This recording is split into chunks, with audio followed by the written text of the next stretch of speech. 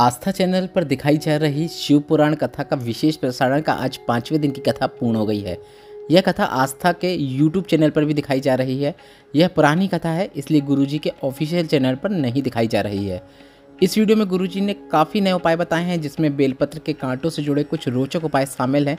साथ ही उपाय हैं, इसलिए वीडियो आप अंत तक देखें ताकि कोई भी उपयोगी जानकारी आपसे ना छूटे। इस विशेष प्रसारण की 5वें दिन की कथा मतलब 30 अक्टूबर की कथा में गुरुजी ने 13 उपायों की जानकारी दी है। कोई भी पत्र नहीं है, सिर्फ उपाय ही उपाय हैं। अगर आपने यह कथा नहीं सुन पाई है तो इस छोटे से वीडियो के माध्यम से आपको संपूर्ण कथा का सार प्राप्त होने वाला है, इसलिए वीडियो को अंत तक जरूर देखिएगा। बढ़ते हैं पहली विशेष जानकारी की ओर। कथा की शुरुआत में गुरुजी ने कहा, माता पार्वती जी ने भोलेनाथ से पूछा, रुद्राक्ष जो आपके नैनश्रु से उत्पन्न हुआ है उसमें कोई भी कांटा नहीं है, पर मेरे नैनश्रु से जो उत्पन्न हुआ है बेलपत्र का पौधा, इसमें कांटे हैं। तो इस पर गुरुजी ने बताया कि ऐसी बात सुनकर माताओं को बुरा लग सकता है, पर वर्णन निकला है तो जरूर बताएंगे। भोलेनाथ ने कहा, नारी के जीवन में कहीं ना कहीं शूलता आ जाती है, कांटे आ जाते हैं, इसलिए बेलपत्र में भी कांटे हैं, मतलब घृणा आ जाती है या फिर द्वेष आ जाता है। तो इस पर माता पार्वती ने कहा, क्या आप इन कांटों के कारण बेलपत्र को स्वीकार नहीं करेंगे? तो इस पर महादेव ने कहा, आप कांटों के बगैर अगर कोई बेलपत्र को मुझे अर्पित करेगा तो मैं उसे जरूर स्वीकार करूंगा। इस पर माता पार्वती ने कहा, क्या मेरे बेलपत्र के शूल मतलब कांटे कोई उपयोगी नहीं है, इनका कोई महत्व नहीं है, इन्हें आप स्वीकार नहीं करेंगे? तो इस पर गुरुजी ने बताया कि महादेव ने कहा कि केवल 3 बार, 3 समय, 3 तिथियां, 3 पल, 3 नक्षत्र ऐसे होंगे जिसमें बेलपत्र के शूल को भी महादेव धारण करते हैं। अब कौन सी तिथियां हैं, कौन सा समय है, वह जानकारी इस कथा में गुरुजी ने दी है, जिसे आप ध्यान से सुनिए क्योंकि हर तिथि में एक विशेष महत्व है। पहली तिथि जो गुरुजी ने बताई इस वीडियो में वह यह है, वैशाख महीने की प्रदोष में, प्रदोष काल में, मतलब वैशाख महीना जब आता है तब उसकी जो प्रदोष की तिथि होती है, 2 प्रदोष होते हैं, तो दोनों प्रदोष में आप अर्पित कर सकते हैं। प्रदोष काल में धतूरे के साथ बेलपत्र के 7 कांटे शिवलिंग पे अर्पित किए जाते हैं। जीवन से सभी कष्ट परेशानियां तो दूर होती ही हैं और आपके जीवन में आप कभी भी नीचे नहीं आ सकते, उन्नति की ओर ही बढ़ते चले जाते हैं। पर यह सिर्फ और सिर्फ वैशाख माह की प्रदोष तिथि में, प्रदोष काल में किया जाता है। दूसरी तिथि गुरुजी ने बताई, माघ माह की जो बड़ी शिवरात्रि आती है, उस माघ माह की बड़ी शिवरात्रि में दोपहर के ठीक 12 बजे धतूरे के साथ 7 कांटे बेलपत्र के समर्पित किए जाते हैं। जीवन से दुख, दर्द और कष्ट दूर होते हैं। साथ में अगर कोई व्यसन करता है, मदिरा का सेवन करता है, वैश्यावृत्ति या फिर गलत मार्ग में जा रहा है, तो उसे ठीक करने के लिए उसके निमित्त भी आप बेलपत्र के 7 कांटे धतूरे के साथ शिवलिंग पे अर्पित कर सकते हैं, माघ माह की जो बड़ी शिवरात्रि होती है उसमें। तीसरी तिथि गुरुजी ने जो बताई है वह इस प्रकार है, सावन के महीने में जो दूसरा सोमवार आता है, रात्रि के 10 से 12 बजे के बीच में धतूरे के साथ बेलपत्र के कांटे अर्पित किए जाते हैं। अगर नौकरी नहीं लग रही है, जीवन में तरक्की नहीं मिल रही है, व्यापार नहीं चल रहा है, तो आप इन 3 तिथियों में बेलपत्र के कांटे धतूरे के साथ शिवलिंग पे जरूर अर्पित कीजिएगा। बढ़ते हैं दूसरी विशेष जानकारी की ओर। गुरुजी ने कहा, एक तुलसी का दल जब हम भगवान को अर्पित करते हैं, भगवान को देते हैं, तो भगवान हमें स्वीकार कर लेते हैं। उसी तरह बेलपत्र का पौधा या फिर बेलपत्र का वृक्ष जहाँ पर होता है, वहाँ पर 33 कोटि देवी देवताओं का निवास होता है। बढ़ते हैं तीसरी विशेष जानकारी की ओर। गुरुजी ने विशेष उपाय की जानकारी देते हुए बताया, जो बच्चा हकलाता है, अच्छे से बोल नहीं पाता है, तो आपको बेलपत्र का फल जो होता है, जो बेलपत्र के पेड़ में लगता है, उसे फोड़कर उसके अंदर का गूदा निकाल लेना है। गूदा निकालने के बाद उस बेलपत्र के फल का जो भाग होगा अंदर से पूरा खाली हो जाएगा, उसमें जल भर लेना है और सोमवार के सोमवार वह जल आपको शिवलिंग पे अर्पित करना है। मतलब हर सोमवार उसमें जल भर के जल शिवलिंग पे अर्पित करना है और जलाधारी से जल जहाँ से नीचे गिरता है, थोड़ा सा जल के भाग को प्राप्त कर लेना है और उस व्यक्ति को उसी दिन, मतलब सोमवार के दिन, श्री शिवाय नमस्तुभ्यम बोलते हुए उसे पिला देना है। पर यह उपाय आपको सोमवार के दिन करना है और जल का आचमन भी सोमवार के ही दिन करना है। आपको आराम जरूर देखने को मिलेगा। गुरुजी ने यह उपाय 5 सोमवार करने को कहा है। बढ़ते हैं चौथे विशेष जानकारी की ओर। गुरुजी ने कहा, सारे शिवलिंग में केवल नर्मदेश्वर शिवलिंग ही ऐसी शिवलिंग होती है जिस पर अगर आप कोई चीज़ अर्पित कर रहे हैं तो उसे आप प्राप्त कर सकते हैं, खा सकते हैं, क्योंकि विद्येश्वर संहिता में लिखा है, नर्मदेश्वर शिवलिंग को छोड़कर अन्य किसी भी शिवलिंग पर कोई चीज़ अर्पित की जाती है या फिर उससे स्पर्श हो जाती है तो उसे प्राप्त करने का अधिकार सिर्फ साधु, सन्यासी और बैरागी को ही होता है। बढ़ते हैं 5वीं विशेष जानकारी की ओर। गुरुजी ने बताया, 1000 अश्वमेघ यज्ञ की अग्नि कुंड में जो पूर्ण आहुति के रूप में गोला समर्पित किया जाता है और उसका जो फल प्राप्त होता है वह फल वैशाख महीने में मुझे एक बेलफल अर्पित करने से प्राप्त हो जाता है। मतलब बेलपत्र के वृक्ष में लगने वाले फल को ही हम बेलफल कहते हैं, जिसे वैशाख के महीने में अगर महादेव की शिवलिंग पे आप अर्पित कर देते हैं तो आपको 1000 अश्वमेघ यज्ञ का जो फल होता है वह प्राप्त हो जाता है।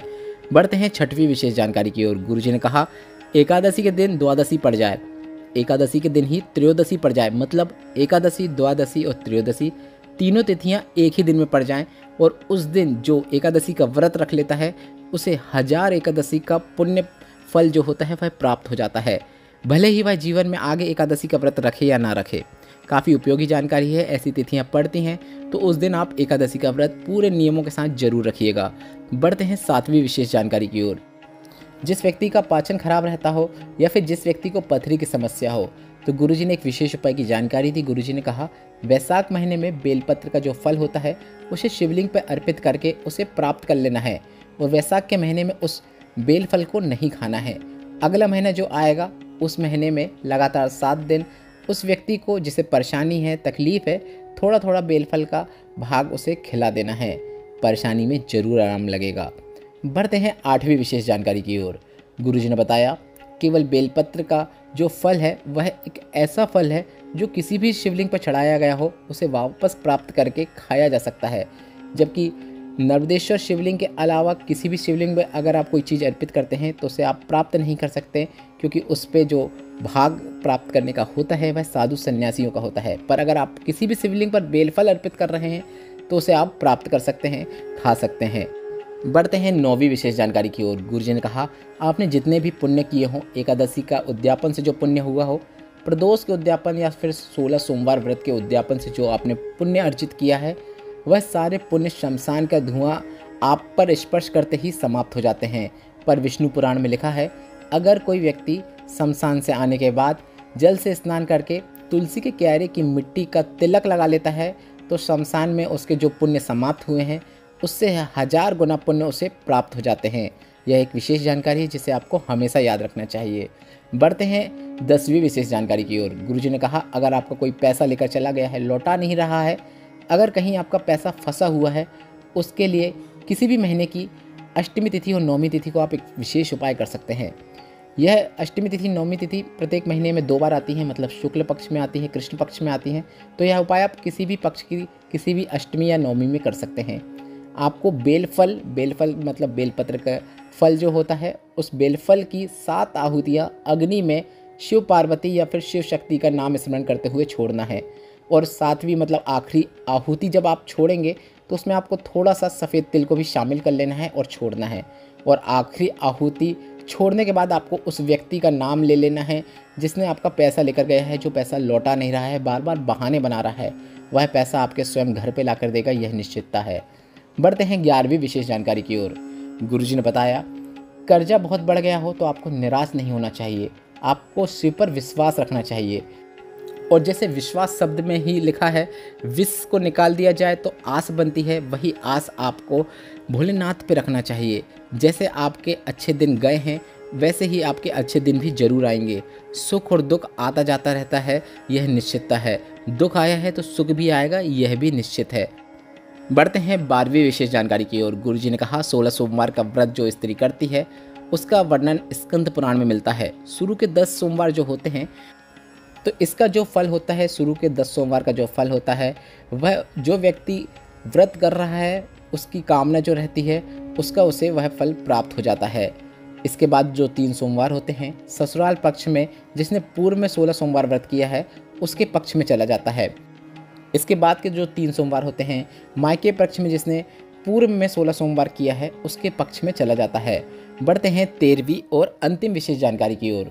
गुरुजी ने बताया गंगा और पार्वती माता ने शिव को प्राप्त करने के लिए घोर तप किया था, पर गंगा को दुर्वासा ऋषि का श्राप लगने की वजह से उन्हें जल के रूप में जीवन यापन करना पड़ा। पर ऐसा होने पर गंगा माता पार्वती माता को श्राप देने वाली थी, पर भोलेनाथ ने आकर कहा आप इन्हें श्राप ना दें। और साथ ही महादेव ने गंगा माता को कुछ वरदान दिए जो कि इस प्रकार है। अगर कोई व्यक्ति गंगा के जल में स्नान करने आएगा तो वह पार्वती का नाम ले या ना ले, पर अगर वह हर हर गंगे भी बोल देता है तो उसके पापों का नाश हो जाता है। इस हर हर में पहला हर पार्वती और दूसरा हर गंगा के निमित्त होता है। इसके साथ ही गुरुजी ने बताया कि भोलेनाथ ने कहा, और मेरे बच्चों की जन्मदाता और पालन पोषण करने वाली गंगा ही कहलाएगी। भोलेनाथ के 13 बच्चों में से 11 बच्चे गंगा के जल से ही प्रकट हुए हैं। साथ ही मृत्यु पश्चात व्यक्ति की अस्थियां जब तक गंगा के जल में रहेंगी, उस व्यक्ति को तब तक वैकुंठ का वास प्राप्त होता है। इस वीडियो में बहुत ही उपयोगी जानकारियाँ थी, बहुत उपयोगी उपाय थे। इनमें से अगर कोई उपाय आप वीडियो के माध्यम से देखकर समझना चाहते हैं तो वह उपाय आप कमेंट के जरिए बताइए। अगले वीडियो में हम वह उपाय आपको जरूर करके बताएंगे। इस वीडियो में आप बताई गई जानकारी से संबंधित अगर कोई प्रश्न है तो वे भी आप कमेंट बॉक्स के जरिए पूछ सकते हैं। मेरे द्वारा दी गई जानकारी और आज की कथा से आपको आनंद की प्राप्ति हुई हो तो इस वीडियो को लाइक करके कमेंट बॉक्स में हर हर महादेव जरूर टाइप कीजिएगा। श्री शिवाय नमस्तुभ्यम। हर हर महादेव।